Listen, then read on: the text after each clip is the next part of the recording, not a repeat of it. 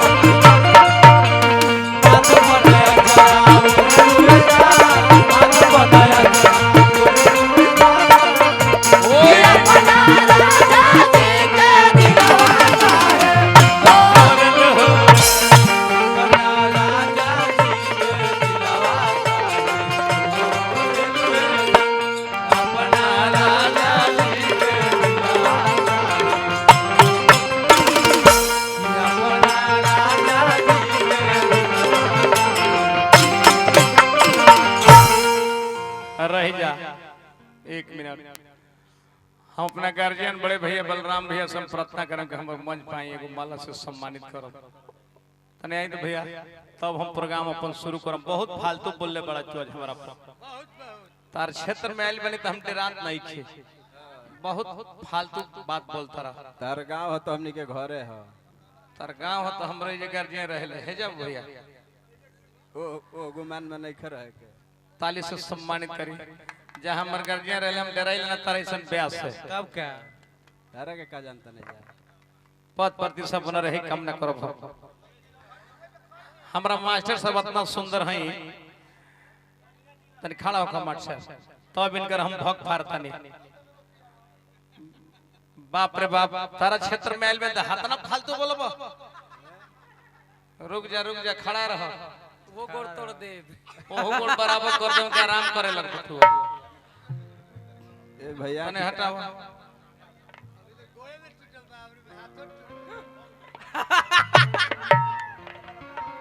हट ऐसा हट भाई,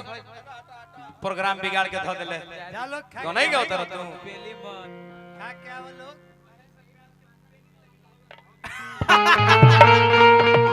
चला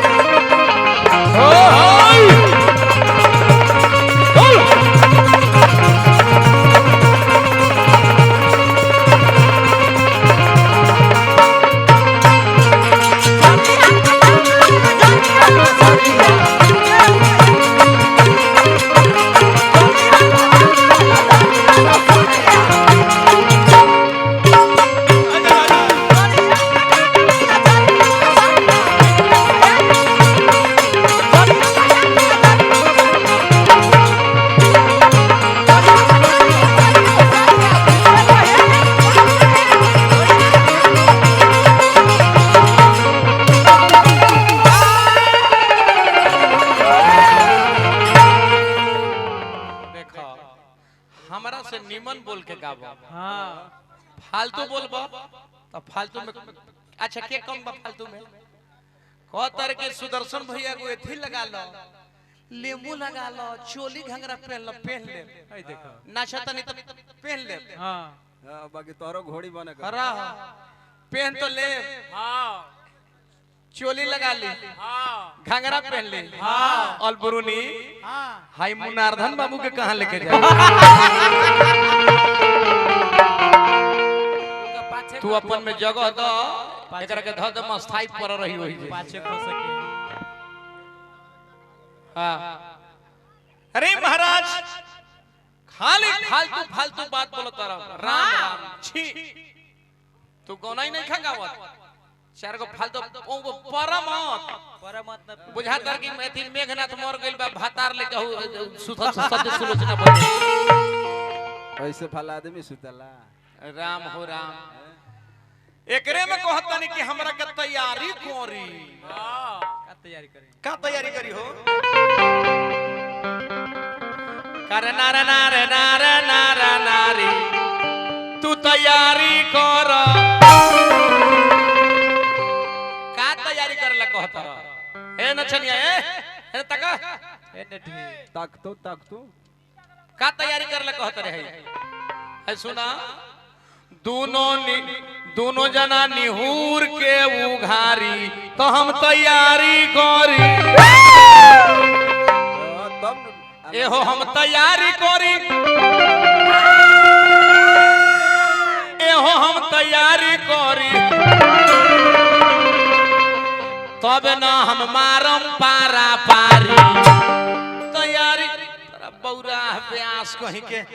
8 महीना से यात्रा खराब चलता हमर हाँ काहे हरी मर्दे जहां जाते को नहीं गावे प्यास नहीं खे भेंटो को ना ऐसने सांप लीलगणा से रोज हमरा न कथा में कोनो दम यही कथा लक्ष्मी जी के पूजा उत्पत्ति ह करई गाव तर सिंहासन ठाकुर खाली गाना गावता खड़ा होके छुटकुला कहता रे चार गो छुटकुला लेके जी आइल बड़ो खाली रथ काटा ब्याह से करे हो गइल बड़े हां राम राम लो मुंह में हे नचनिया ओने में मुंह करके कहले फिल्म देखत रह वैसा का ओने में मुंह करके बैठा तोर थथुना देखत नहीं तो हमरा उल्टी करे के यही से हम कहला धन रे भारत के धरती कया रहले का हो गइले हाँ का रहले का हो गइले का हमरा के कहत रे कि ए बिजली रानी तरह के बिजली रानी लोकत नहीं माने तू दोनों आंख से देखत रह त हम बिजली रानी हो गइली हाँ इनका येहू नहीं खे बुझात अहो देहाती हम बिजली रानी हैं बैठ के देखा तड़े वही तो हमरा के ले चलो हमरा के दुल्हन बनाएंगे बनाएंगे बिजली रानी है अपना घर ले जाएंगे जाएंगे खेमाड़ी लगाएंगे लगाएंगे दिया बुताएंगे बुताएंगे घूंघट उठाएंगे तक घंटा डोलाएंगे खाली फालतू बात बोलत नहीं का हमर भारत के धरती हो गइल बा का राम हो राम यही से हमरा कहे के भाव आज के जमाना के दोस्ती क्या आज के मर्दाना के दोस्ती हाँ क्या आज के जनाना के दोस्ती हाँ क्या आज के थाना के दोस्ती हाँ क्या आज के परगाना के दोस्ती हाँ क्या आज के समयाना के दोस्ती केकरा के दोस्ती है ऐसे कहे के बात कि कोई सन धुआं धुआं के हो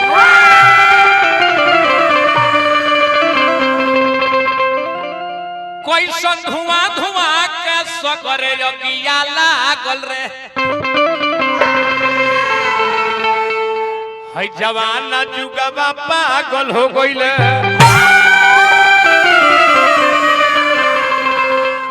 तो कोई सन धुआं धुआं के सुता मत बैठ के देखो कुर्सी पे बैठ के गाओ तर थक जाता रहो भगवान करस कि तू सूर्य कुर्सी पे बैठ के गाओ कोई सन धुआं धुआं के हर कोई सन धुआं धुआं के सगरे जगिया लागल रे जवाना जुगवा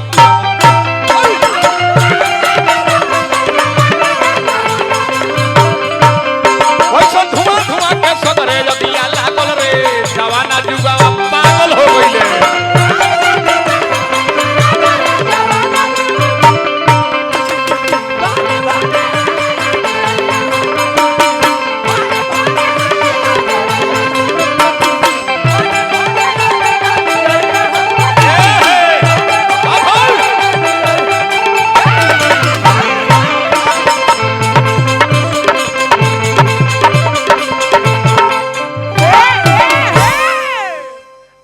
के दौर लाइक निहार नहीं खप बाजार खत्म बात है झूठो लेके है सुना न छनिया तू जाके बकरी चार को कहे नहीं खपो हाँ इनको के सुअर रखा मुंह ऐसा मुंह ना घर डुमरा हाथना उठलाली लगावे के चाहिए भैया हाथना उठलाली बुझाता के चेनी जा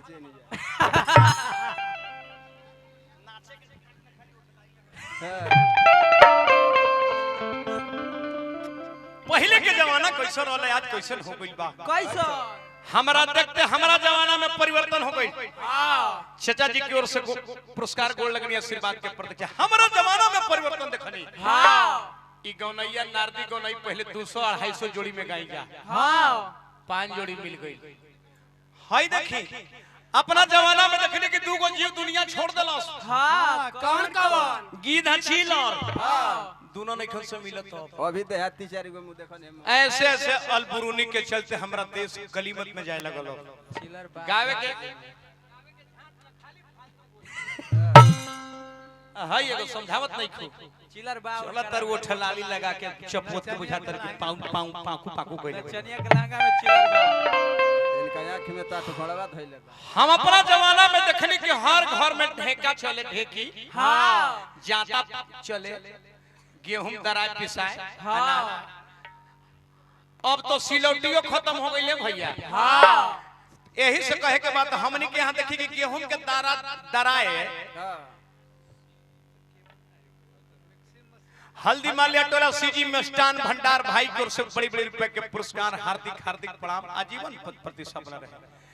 जाता में गेहूं दराए ओकरा के दारा बनावल जाए मीठा दही मिला के खाई जब मन चुस्त दुस्त रहे हाँ गेहूं घरी पेट के रोगी ना होखे ना आज का हो गइल वही भारत बा 100 आदमी खड़ा करी तो 99 गो पेट के रोगी निकलता काहे तो सोशल मीडिया के जमाना आइल चाइनीज वाला खाना सोशल मीडिया के जमाना आइल चाइनीज वाला खाना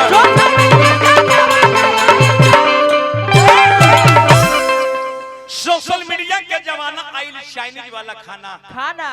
हमारा देश के प्लेटफॉर्म कितना गुरु के बढ़िया जहाँ से भविष्य निकले हाँ जहाँ से भविष्य बनत रहलो हाँ एगो पेपर में एक दिन पढ़ने के 60 वर्ष के गुरुजी हाँ आ 16 वर्ष के चेली आ चेलिनिया के लेके भाग के बूढ़ऊ शादी कर ले हाय रे ई का हो गइल बा भारत के त कौनो लेके दीवाना हो कौनो लेके दीवाना दीवानी के भागल रे जवाना जुगवा भागल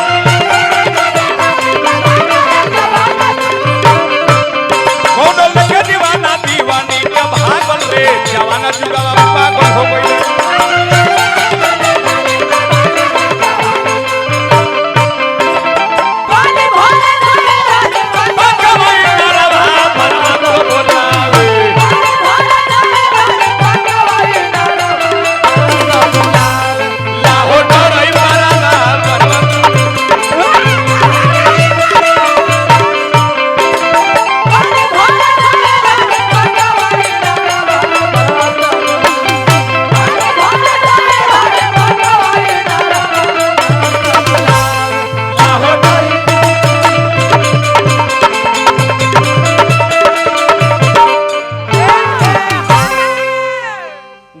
हॉस्पिटल के ड्राइवर साहब जहाँ हर एक चीज का 24 घंटा सेवा उपलब्ध ऑपरेशन किया जाता है गोलू मिष्ठान भंडार जनारी के धरती से बड़ी बड़ी रुपए के पुरस्कार